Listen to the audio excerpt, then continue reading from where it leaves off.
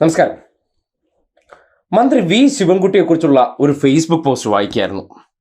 നിങ്ങൾ കൂടി അത് കേട്ടിരിക്കേണ്ടതുണ്ട്. സംസ്ഥാന സ്കൂൾ കലോത്സവം ചരിത്രത്തിൽ ആദ്യമായിട്ട് കുറ്റമറ്റ രീതിയിൽ ഒരു പരാതിയും ഉയരാതെ, ഒരു വിവാദങ്ങളും ഉണ്ടാകാതെ, ഒരു തരത്തിൽ ആരോപണങ്ങളുമില്ലാതെ മാധ്യമങ്ങൾക്ക് ആഘോഷിക്കാൻ ഒരു വസ്തുതകളും അവർ അരിച്ചു പെറുക്കിയിട്ട് കിട്ടാത്ത അവസ്ഥയിൽ ഒരു മേള സംഘടിപ്പിക്കുന്നുണ്ടെങ്കിൽ അത് ഒരാളുടെ നേതൃപാടവത്തിന്റെ ഗുണമാണ്. പ്രത്യേകിച്ച് വിദ്യാഭ്യാസ വകുപ്പാണ് കേരളത്തിലെ മുഴുവൻ സർക്കാർ എയ്ഡഡ് മേഖലയിൽ അല്ലെങ്കിൽ പ്രൈവറ്റ് മേഖലയിലുള്ള സ്കൂളുകളിലെ കുട്ടികൾക്ക് വേണ്ടി സംസ്ഥാന സ്കൂൾ കലോത്സവം സംഘടിപ്പിക്കുന്നത് ചെറിയ ദൗത്യമല്ല.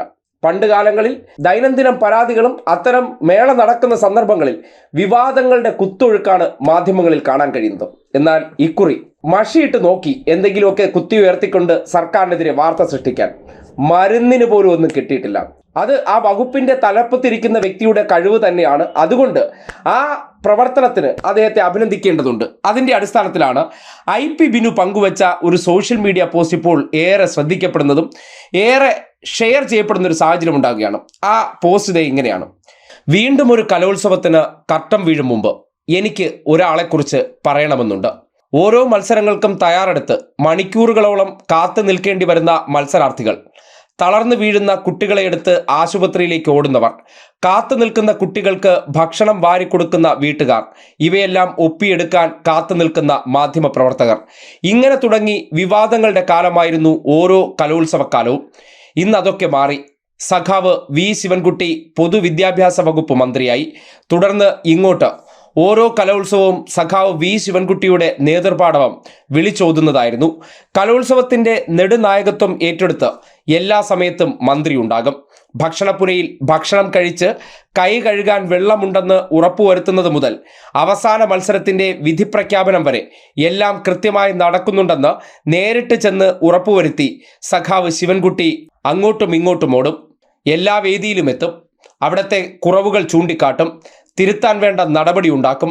കുട്ടികളെ കാണും, അവരെ കേൾക്കും, അവർക്ക് വേണ്ട സൗകര്യങ്ങൾ ഒരുക്കും, മുന്നോട്ട് പോകും. സ്കൂൾ കലോത്സവ ചരിത്രത്തിൽ ആദ്യമായി 8ഓളം വരുന്ന ആദിവാസി വിഭാഗങ്ങളുടെ തനത് കലാരൂപം മത്സരങ്ങളിൽ ഉൾപ്പെടുത്തി മാനുവൽ പരിഷ്കരിച്ചു. അതിനു മാത്രം 100 കയ്യടി നൽകണം. ഇങ്ങനെ എണ്ണി എണ്ണി പറയാൻ ഒരുപാടുണ്ട്. എല്ലാം കൂടി പറയുന്നില്ല. തിരുവനന്തപുരത്തെ കലോത്സവത്തിന് ഒരു പ്രത്യേകത കൂടിയുണ്ട്.